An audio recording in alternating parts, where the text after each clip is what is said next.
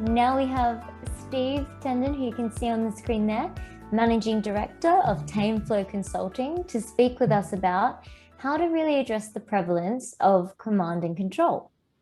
Over to you, Steve.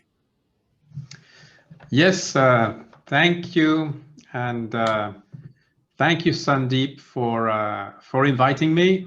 Thank you for your courage to invite me, because I typically hold a contrarian, critical, and even like controversial viewpoint. So maybe I will play a bit the devil's advocate here. So just a few words about myself. I am the Managing Director of Tame the Flow Consulting Limited, where I create pragmatic, humane-centered, inclusive, and sustainable systemic breakthrough performance innovation in knowledge-intensive digital businesses. Now I need to take a breath here because I remain breathless after that long sentence. But in short, I have been helping companies to improve their performance, especially when it comes to knowledge business. So I started off as a software engineer in the previous millennium, so in the Stone Age of the field. Long story short, fast forward, I also then became a management consultant and have been working in that capacity for the last 15 years or so. Tame Flow is my method. It's my response to all the Scrums, Safes, Kanbans, Nexus, all those methods that you might well know. It has been applied in small settings like startups and in large settings like the greatest case I had was automotive component builder company in Germany with 8,000 people. And there the backlog, so to say, was 70,000 change requests per month. Every month there was that volume of work. And that's where I brought about some agility. So before I get into this, I must also warn and raise a disclaimer. I said I have controversial ideas. And while I personally like the spirit of what you have written, Sandeep, in the Manifesto for Sustainable Agile, I think that founding and framing the need for sustainability, for agility, or any methodological approach on the basis of a manifesto is not something I really support. Personally, yes, but not professionally. So let me just expand on that a moment before I get into my presentation. I am convinced that values and principles are extremely important, but when they are expressed and articulated in a manifesto, they become like a reason to divide and split the world into the good and the bad, which defeats the very purpose of pursuing agility and sustainability. So there is a contradiction there. Values and principles are really important, so important that I think they must emerge organically within the company, within the organization. They cannot be imposed externally by means of a manifesto. So while I claim that the positive values that you have written about in the manifesto are there, I think they can be better pursued by other means, not by a manifesto. The manifesto has this notion that we are causing a positive effect through the values. I want to reverse that logic. I want to find ways of working that will cause the values to come into place. So it's a bit the opposite direction, even though maybe we end up in the same place. My Tame Flow approach is based on shared mental models and patterns. So let me see if I can illustrate a bit how this works. And I will look at one of the 4 lines. Let's go to the next slide, please. One of the 4 lines of the manifesto, the one about empathy and trust over command and control. I have a couple of issues here. One is of form and another one is of substance. So let's start with the form.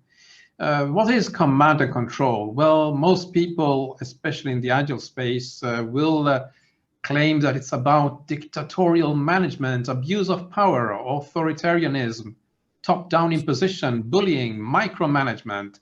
All these things are pretty negative. But really, command and control, to go back to the origin of that terminology, has nothing to do with these negative elements. So let's try to get that part right. Can we go to the next slide, please? So command and control is, yes, a military concept. And because it's a military concept, you might believe that it is about this imposition of overruling the willpower of subordinates. Not at all. Command and control is the sense that command is the authority to decide a direction, and any company has that. Any company has a CEO. The problem is not with the authority or the deciding. It is if that authority is being abused, and that is another problem. The control part is about the ability to make decisions based on rapid feedback. Doesn't that sound like pretty agile? It's like when you're driving a car through the steering wheel, you feel the street, so to say, and you know that when you're steering, the car will change direction, hopefully sooner rather than later. That's why the sports cars are so expensive, because the feedback is faster. So the control part is actually an agile value. And this decisions to change direction through rapid feedback is aimed at accomplishing a common goal. Now, what did we say in our exercise before?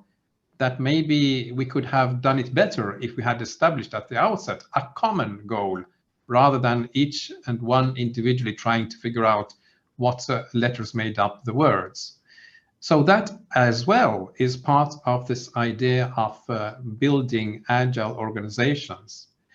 So I would like to suggest that command and control is not an appropriate word in this manifesto. And let's go to the next slide, please. And I will define it more generally as dysfunctional management.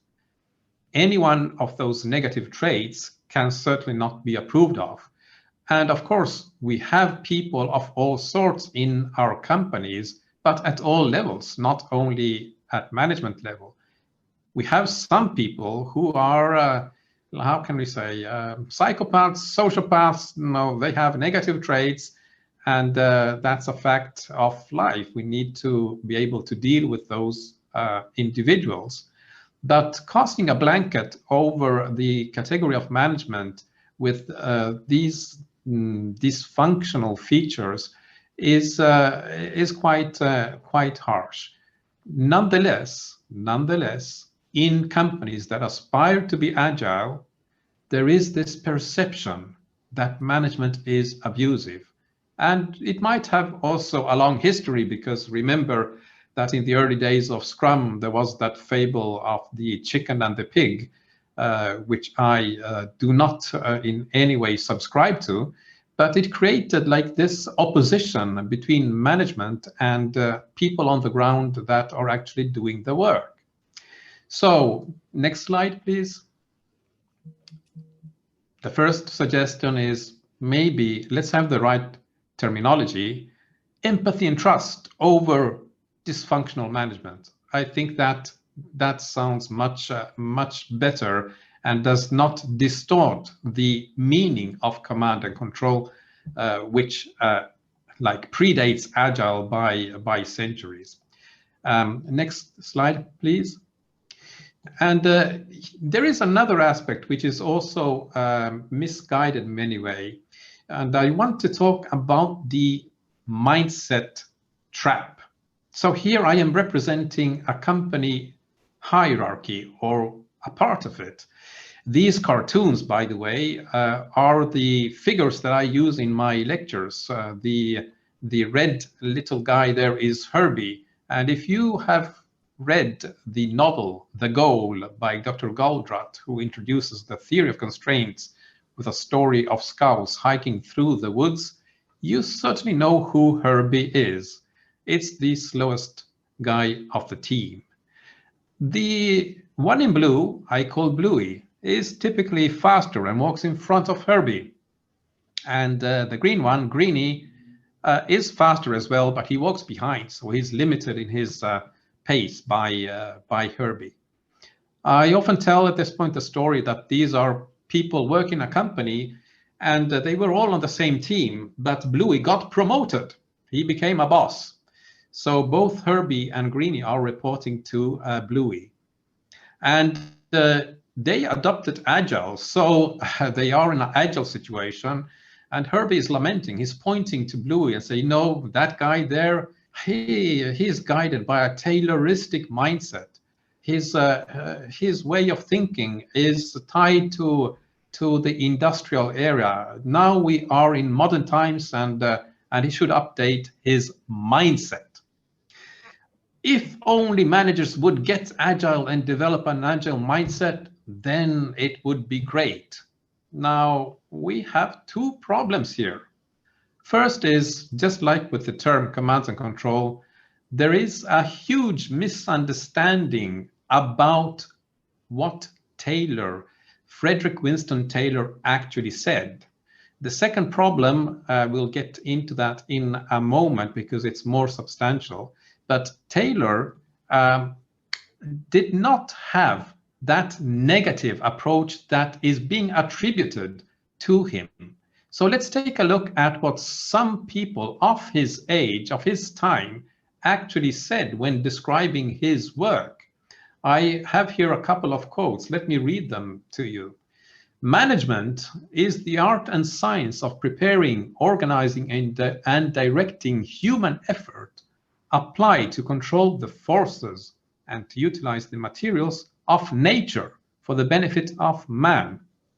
This comes from the American Society of Mechanical Engineering in 1921. Now, there are a few really interesting points there. It's about human effort. Humanity is central in this thinking. It's about the forces and material of nature. That is core to the concern of sustainability. It's the benefit of man. Of course, there at that time, that was the terminology, but we understand that to mean mankind and humanity. Let's look at the other quote. The object of management, good management must tend toward high wages coupled with low labor costs, prosperity for all. Now, that is clearly very different from what Taylor is understood to have done.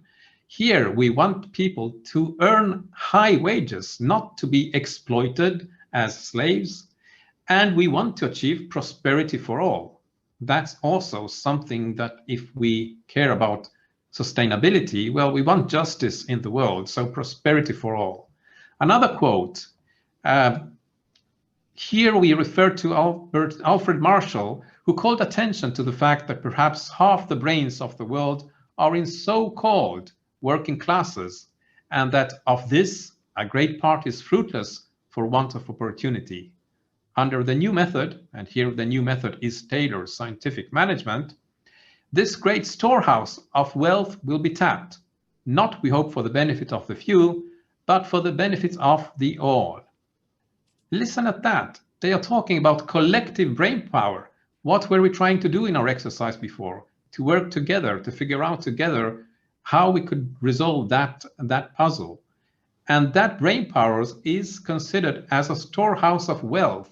So the wealth that is in ideas, in knowledge work. This is Taylor, the industrial age, and for the benefit of all. Next slide, please. So you see, the notion of Tayloristic is probably misplaced. And if you want to learn more about Taylor, please go and read his own papers. You can find them on the net.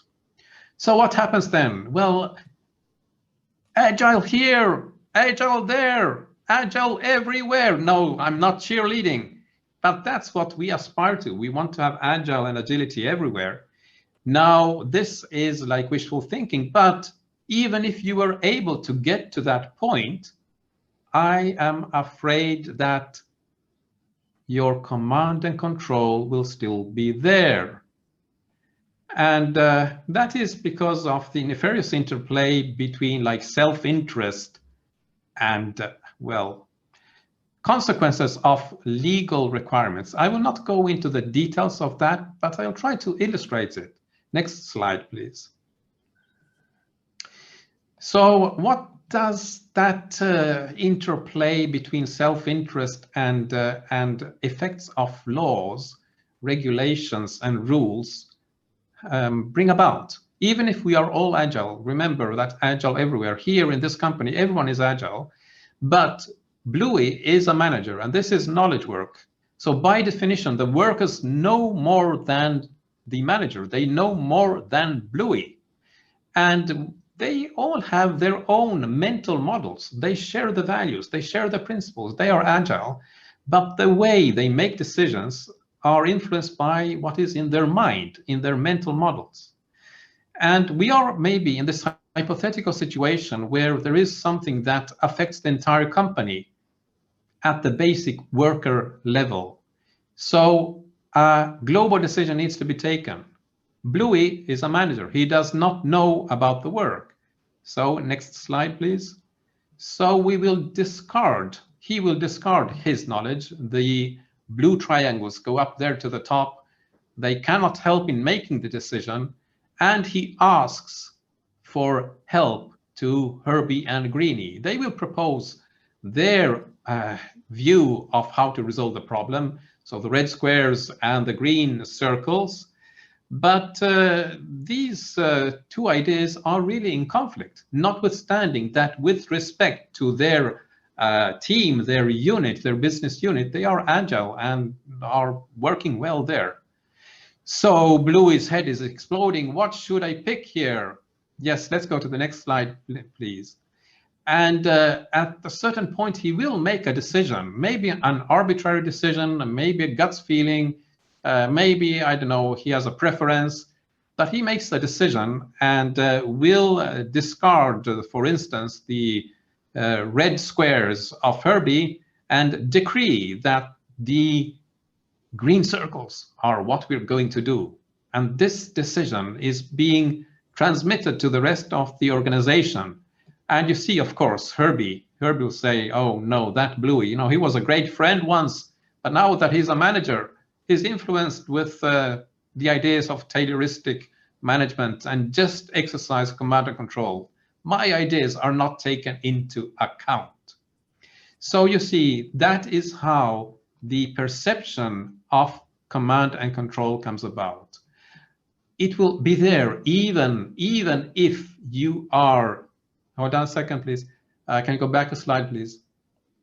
Even if you are in an agile setting. So how do we fix this? Well, we have to make sure that these partial mental models are wiped out. And next slide.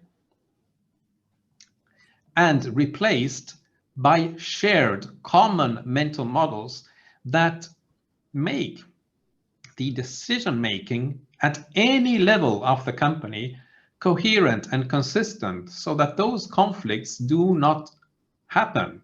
Any decision taken by anyone can be subscribed to by anyone else, and there will not be the perception of imposition as we saw before.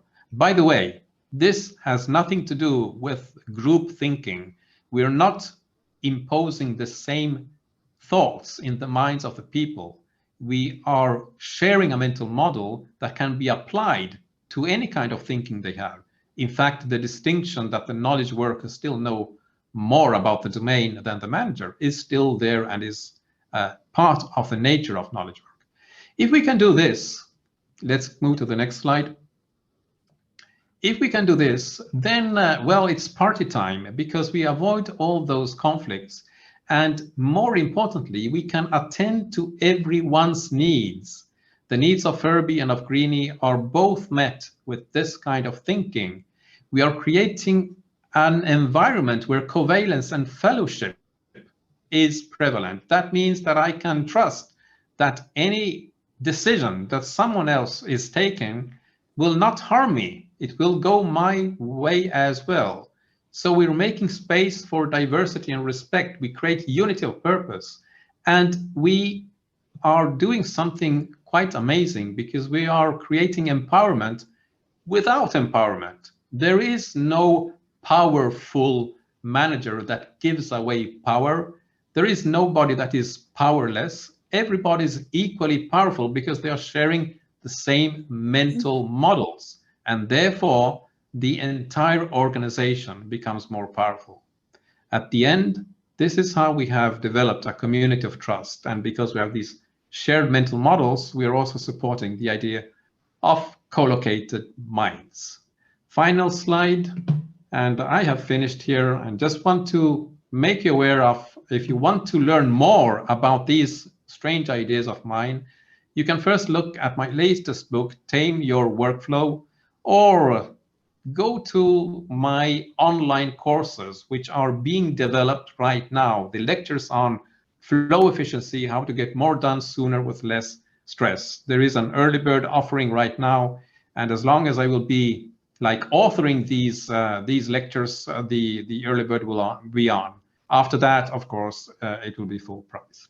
So with that, I'm done with my presentation and open to the questions. Thank you very much, Steve, for your candid feedback. And that's why our community is so powerful, because we have so much of the diverse views, and we believe in open communication. So thank you very much. So I really liked your ideas, and in fact we talked about this as well when we launched the manifesto, and you came back and said, instead of a manifesto, we need to find another instrument to make it more workable. And like I mentioned, this is not like the old days of manifesto where you are celebrating 20th anniversary on the same version what was written 20 years back. We really want to make it more continuous, more progressive, and more incremental. So really adopt that thinking to even the manifesto to continue forward. So really appreciate, this is really good thinking out there. Any questions from anybody on the audience? Raj and Sumna, they are monitoring the chat. Is there any questions, Raj? No, nothing from my side. Any or Sumana? No, we don't have anything on the chat yet. So one thing I wanted to ask Steve before we go to the next section, on this slide, right, where you are talking about this unity of creating this unity of purpose, or creating the diversity and respect. So maybe just very briefly, if you can touch upon how do we actually create that? What is the approach? Yes, so when we use these words, unity of purpose and community of trust, again, there is the risk of falling into a very common trap, which you see very often in companies where you have like mission statements and declarations, which in intent are very, very, very positive. But unity of purpose is not something that you can decree. It's not something that you can impose. It's a bit like the same objection I have with the manifesto. So how do you make this happen?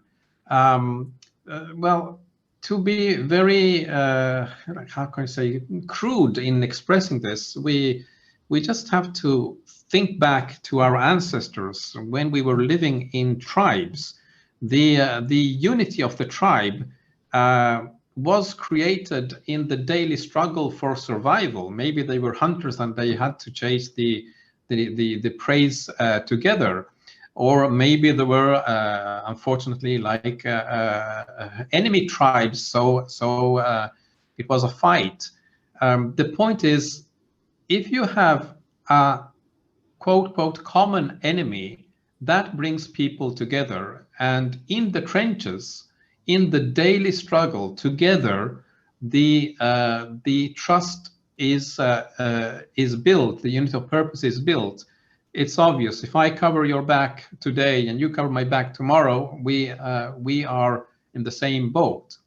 So the trick here is to find mental models, ways of looking at the organization, which deflect the attention from the conflicts between people, individuals, power plays, position, and put the attention on common problems, simple problems that are so simple that there is no way of disagreeing, but they are not easy to see. That's one of the characteristics of my Tame Flow, that what you uncover is obvious after the fact. It's like the Columbus egg, but it's not self-evident. You don't see it by yourself. You need someone to present it to you and to sort of open your eyelids, say, hey, look here, do you see it? So, oh yes, tap on the front head, it's obvious. Okay, thank you for explaining. I think let me just quickly. We do have two questions, Yeah. Sandeep. So one is from Frank. He's asked, Steve, what would be a better way to define common values and principles? That's the first one, Steve. Better ways to define common values and principles. So I'm not sure if the question is in terms of like the definition, as we were looking at the beginning of my presentation, of the definition of command and control, or if it's more in a technical sense, how we arrive at common values and principles. So maybe Frank, could you clarify your question in the chat, and maybe take the next one? Yeah, I can answer that. So basically, what we're trying to do with the manifesto is having a somewhat oversimplified view of what our values and principles are. Yeah, that's what we try to use, and what is more important and what is less important. Yeah. So if we do not use a document like a manifesto to define those values and principles, what would be another way or a better way of doing that? Okay. So now, fair question, because if I say I don't like the manifesto, I also tell what is the alternative. Absolutely. And the alternative you will find in the elaboration of what I just said seconds ago. It starts off with the recognition of a few fundamental needs that people have. I always start my workshops with an exercise, which is now let's all keep our breath, and it becomes like a competition. Now we are hardwired to compete, so we try to see who can hold the breath for the longest, and that makes it even fun. People get blue in the face, and you make jokes and so on. But it has one important backdrop, that we need to be in a situation where I can recognize that you have a need to breathe, and likewise you recognize that I have a need to breathe. It is in that reciprocal recognition that you have the commonality of purpose, and that resolves it. Thank you, Steve. We'll take one more question and then we will head to our next segue. The next question, let me just quickly see in the chat. It's from Gretel. Her question is, what motivated or what problems motivated you to create Tame Flow? Thank you. Tame Flow has a long, has a long story, but the source of it was that in that Stone Age, when I was a software engineer, I worked for a company that was called Borland International, the makers of Turbo Pascal and those tools in the area of DOS, not even Windows. That company was a first instance of a hyper-productive, hyper-performing company, and it was studied by Jim Coplin. And many of the things that Borland did actually inspired some practices of Scrum. But long story short, once I left Borland, I was so disappointed by all other places I ended up in, that everything was so sluggish, everything was so bureaucratic, and there were people not trusting one another, and so on and so forth. So I started off studying this, and the works of Jim Coplin on patterns were really foundational. The whole of Tame Flow is an exercise of defining patterns and pattern languages for high-performing organizations in knowledge work. And as my understanding of these things evolved, I started applying these things to my own teams, and eventually my own clients, and was always very successful on the field. At that time, it did not have the name Tame Flow, but it was the shaping of Tame Flow. The name Tame Flow came about in 2011 when I wrote my first book about these ideas, because I wanted to document my ideas. The book did not have a title yet. And if you look at the cover of the book, can you bring it up on the last slide? That cover is representing the mythological figure of Phlegeas on the river Styx, and he's holding an oar in his hand, and he's taming the flow of waves of this river. And because I was concerned about flows, Tame Flow, before it got the name, was already focusing on flows. It has 4 flows: the operational, the financial, the informational, and the psychological flow.